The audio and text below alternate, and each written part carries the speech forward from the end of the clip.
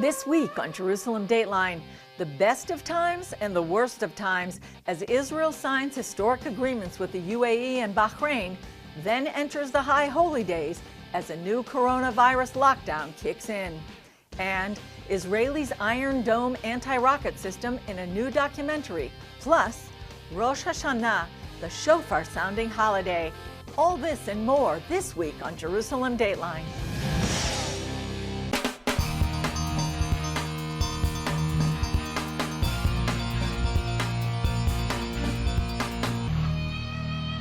Hello and welcome to this edition of Jerusalem Dateline. I'm Julie Stahl filling in for Chris Mitchell. Israeli Prime Minister Benjamin Netanyahu signed historic peace deals with the United Arab Emirates and Bahrain on the White House lawn. CBN's White House correspondent Ben Kennedy brings us that story from Washington. President Trump calls the accord peace in the Middle East without blood on the sand. This is also a diplomatic win for the commander-in-chief ahead of the November election. We're here this afternoon to change the course of history. A historic peace deal dubbed the Abraham Accord, signed on the South Lawn, establishing full diplomatic ties between the key allies of the U.S. Israel, the United Arab Emirates, and Bahrain will establish embassies, exchange ambassadors, and begin to cooperate and work together so strongly. Let me start by conveying the best regards of the UAE people. The UAE became the first Gulf state and third Arab nation to agree to diplomatic ties with Israel. Bahrain signed on last week. This day is a pivot of history. It heralds a new dawn of peace. For thousands of years, the Jewish people have prayed for peace. For decades, the Jewish state has prayed for peace. We can see before us a golden opportunity for peace, security, and prosperity for our region. The agreement should add security to the region and is seen as a major step towards peace in the Middle East. To be Jewish, to be an evangelical, and to be there watching it unfold, this is prophetic, it's historic, it's exciting, and it's personal for me. I've had two sons serve in the Israeli military, and I want them to have peace. Under the agreement, Israel agrees to stop annexation plans for part of the West Bank, land sought by Palestinians for a future state. Israeli military says 2 people were injured after rockets were fired from Gaza during the peace signing in D.C. The Palestinians condemn the deal and consider it a stab in the back. We want the Palestinians to come to the table, but we can't want peace more than they do. And so to date, they have reacted badly to our proposal. They've reacted badly to our peace agreements with the United Arab Emirates and with Bahrain. And it's a huge mistake by the leadership. Now, President Trump says there are at least 5 other countries in the Middle East that are tired of fighting and ready to join the circle of peace. If Saudi Arabia were to follow suit, this would have major implications for Lebanon, Syria, and Iran. Ben Kennedy, CBN News, the White House. Back in the Middle East, Israelis welcomed the peace deals and say they look forward to visiting the Gulf states. The flags of the U.S., Israel, UAE, and Bahrain were projected on Jerusalem's Old City walls as leaders in Washington signed the deals. At a reception for diplomats, Israeli President Reuven Rivlin thanked the Gulf state leaders for their courage and invited them to Jerusalem. This is a true example of breaking down borders and overcoming division. Rivlin said together they could lead the Middle East down a new path of hope, peace, tolerance, and cooperation. I hope that many more Arab and Muslim countries follow your lead, and that we see a new era of peace among nations. P2P, people to people, peace to peace. I hope as well that this spirit of cooperation will help us to build a future of trust with our Palestinians neighbors. But that doesn't look promising. During the speech of the UAE's foreign minister, rockets fired from Gaza rained down on the southern Israeli cities of Ashkelon and Ashdod. One rocket fell in the commercial center of Ashdod, wounding 3 Israelis. Terrorists continued launching rockets at Israel, some of which were intercepted by Iron Dome. In response, IDF jets hit Hamas military targets in Gaza. Hamas said the peace deal was working against national Arab security and fueling disagreements in the region. Meanwhile, Israelis at Jerusalem's open-air market told CBN News they were both cautious and excited about the deals. It's very good that Arabs and Jewish, everybody, Muslims, Jewish, everybody connected and try to make this world a better place. It's in good time right now. The economics of Israel is really in low. They can help us a lot. One of the mysteries has been exactly what Prime Minister Netanyahu agreed to regarding extending Israeli sovereignty over biblical Judea and Samaria. As long as they don't demand from us to stop building the settlements, that they will pressure the Prime Minister to make all kinds of concessions with the settlements, and then it would be, in my opinion, a worthless agreement. Still, many said they wanted to visit the Gulf states and looked forward to good things ahead. Abu Dhabi is going to be the first stop. Me Dubai. Is Dubai, I'm Abu Dhabi. In the first flight. Israelis will be able to fly to Dubai without having to use a second passport. But more importantly, I think the general sense that peace is inevitable in the region and that everyone who is interested in advancing their countries and their societies need to get on the peace train. Rabbi Mark Schneier has been visiting the Gulf states for years, meeting with the leaders of those countries. He spoke to CBN News ahead of the signing and told us a bit about how the deals unfolded.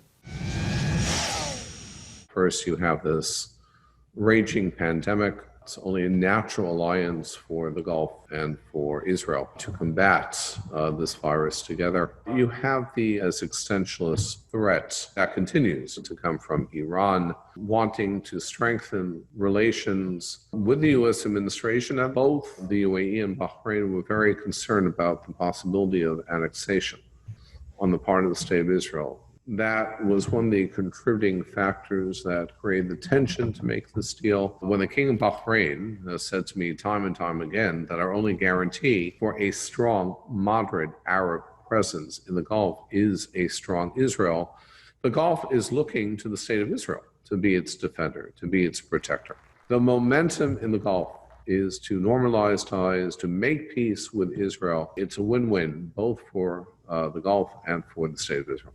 From the best of times to what some might consider the worst of times. From the high of the historic agreements with 2 Arab countries, Israelis were plunged into a second coronavirus lockdown just hours before the Jewish High Holy Days began.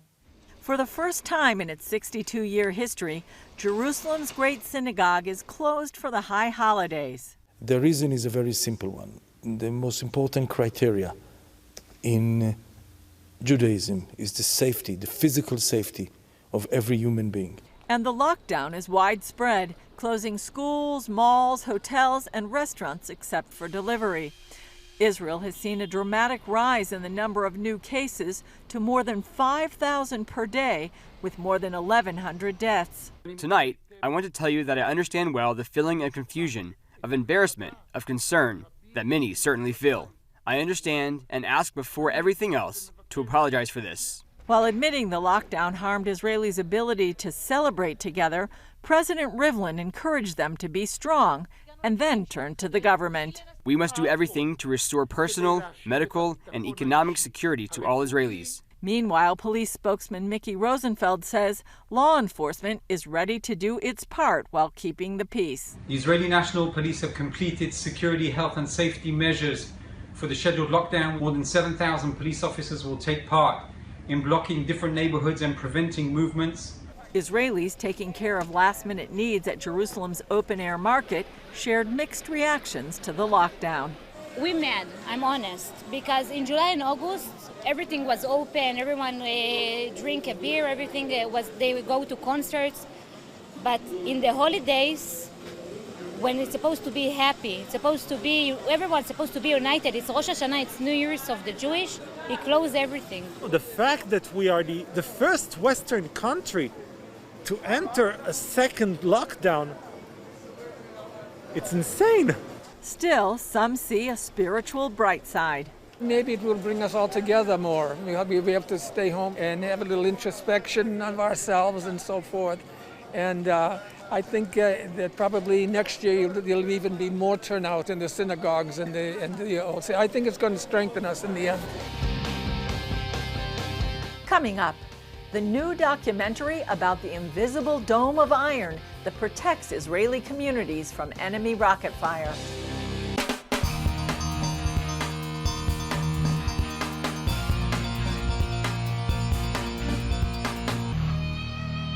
Israel's Iron Dome has saved countless lives since it was first put into action almost 10 years ago.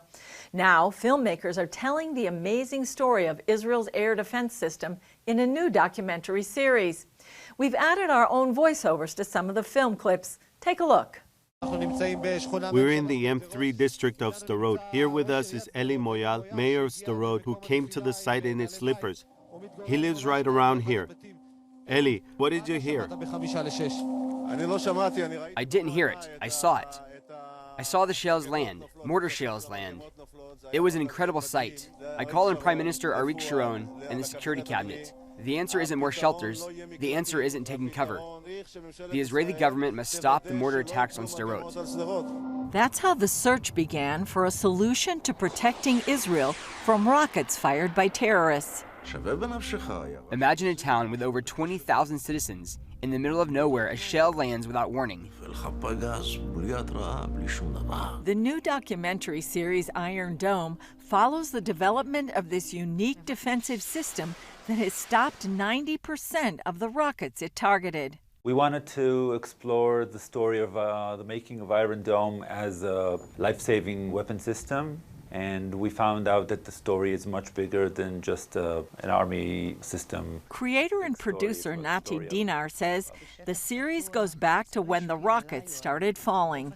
At the beginning, it was just all kinds of stupid rockets falling, nobody getting hurt. For the first time when there were a death casualty, people understood this threat is not a game. And one person named Danny Gold, who was in the Ministry of Security in charge of research and development, said, okay, we have to tackle this threat. Dinar said the idea for the documentary started in 2015. I wanted to meet Danny Gold and understand the story. I thought it was a one-man story. And here's this guy, he has an idea, he starts moving things along, and just like making a film, it's never about the guy having the idea and pushing it forward. And with more than 100 interviews. And at a certain point we understood that the story is not about how rockets hit each other in the sky or how you develop them. This is a human story about people living in threat 24/7 and people trying to protect them, whether they are decision makers or engineers. And we eventually said we want to make an historic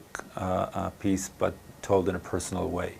In 2006, Defense Minister Amir Peretz lived in Sderot, Israel's most targeted city. Anyone who saw the damage caused by the Qassam rocket this morning at the Amit school in Sderot found it hard to describe the miracle. Naturally, my house was the most common target. For Hamas, striking my house was a strategic decision. A picture of the Israeli defense minister's house being hit by a Hamas missile would be a great victory for them. One day, a missile landed a few meters from my house. A neighbor from the next street, who happened to be there, was killed. And my bodyguard, he was patrolling at the time. Both of his legs were blown off. I want you to know that your father is a hero of both Sderot and the State of Israel, and we won't pass over his death as if nothing happened. I don't think you did anything to prevent it, and my heart is broken. The situation was so bad. We didn't have any solution against those rockets. Not Israel and no any country in the world, including the United States. Around that same time, engineers and technicians at Rafael Advanced Defense Systems began work on the Iron Dome. We decided to start to try to develop a system which we can intercept rocket during the trajectory in the air. it was almost impossible. But we understood that we don't have any other choice in Israel. Born in Tel Aviv to Holocaust survivors, Levine brought a personal connection to his work on the system. For me, it's, to protect everyone in Israel.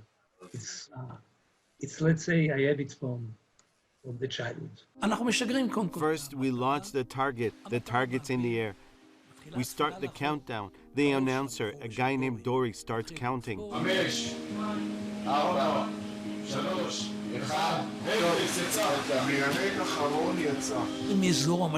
Smoke comes out of the launcher. A missile blasts into the air. People are already applauding. I say, folks, there hasn't even been an interception yet. There are a few seconds of panic. Everyone's sitting there, glued to the computer.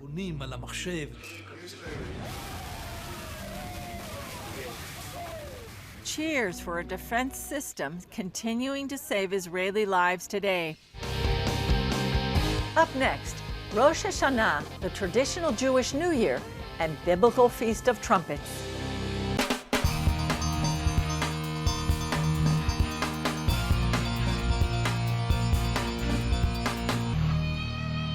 Israelis entered the biblical holidays with Rosh Hashanah, celebrated as the traditional New Year. But there's more to this season, and the Bible points the way. Take a look at a story we did a few years ago about the biblical trumpet, the shofar.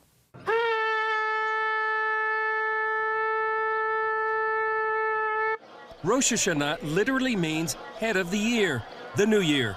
But biblically, it's much more than that. In the book of Leviticus, it's called Yom Teruah, the day of the blowing of trumpets, or ram's horn, the judgment day. The only commandment during Rosh Hashanah is actually to hear the sound of the shofar. Okay. And so everybody gathering in the synagogue to hear the sound of the shofar. It's something that people connect to their soul, to hear the sound of the shofar. The piercing sound of the shofar is meant to remind the hearers to repent of their sins and to make things right with their brothers and sisters. The rabbis say that reconciliation with God and man confounds the enemy. A shofar is a musical instrument made from a horn. This is the oldest musical instrument. And the Jewish Orthodox we have a committee to hear the sound of the shofar during New Year, our Judgment Day. As part of a two-family business, Eli Ribach is a third-generation shofar maker. The process is grinding, polishing, then we open a mouthpiece. This is quick, but it's a lot of experience and a lot of hand work because each horn is a different size, different thickness, so you have to be experienced to make a good shofar. The ram's horn is used as the traditional shofar because when Abraham showed his willingness to sacrifice his son Isaac, God provided a ram to be used in his place. Actually, all type of horns are kosher except of a cow. That's because the Jewish people don't want to remind God of the time Israel worshipped the golden calf in the wilderness. Besides the distinctive tones of the different horns, there are 3 different blasts sounded. The shofar is blown in synagogues and at the Western Wall each morning for a month before the holiday to give plenty of time for repentance. You and I both know that we need a lot of reminders in our daily life to repent, to think of the things of God. It's like an alarm clock for the soul. Ribach says it's not just Jewish people who blow the shofar. We sell the shofar all over the world. We sell it to Jewish, to Christian, Messianic people, evangelist people. Rosh Hashanah is the feast of the 7th month, but in Jewish tradition represents the new year. At the coronation of the kings of Israel, the shofars would blow. They would announce the new king, or they would announce the coming of the king. Oftentimes in the Christian world, shofars are blown throughout the entire year. But in Judaism and in Jewish practice, those shofars are only blown for a very limited time throughout the year, during this time, the month of Elul and Rosh Hashanah.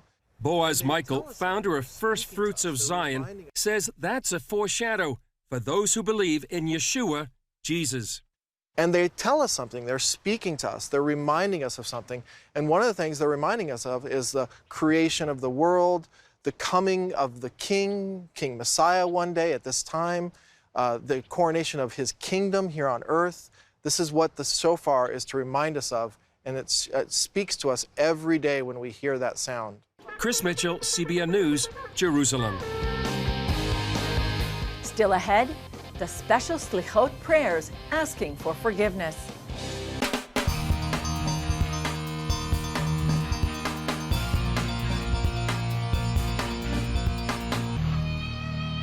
Before COVID-19 hit, up to 50,000 people would come each night to the Western Wall in the days leading up to Yom Kippur to pray special prayers asking for forgiveness. Take a look at what these Slichot prayers look like when there's no lockdown. It's an example of what you can see on our social media platforms.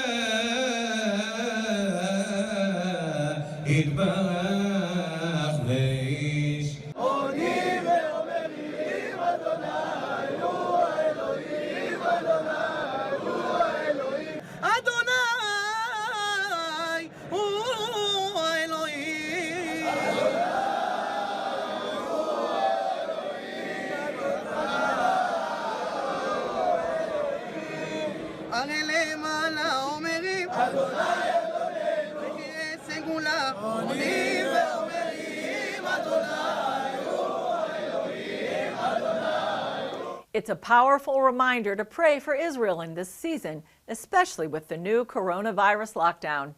That's all for this edition of Jerusalem Dateline. Thanks for joining us. Remember, you can follow us on Facebook, Twitter, Instagram, and YouTube. To all our Jewish viewers, we say, Shana Tova, a Happy New Year. I'm Julie Stahl. We'll see you next time.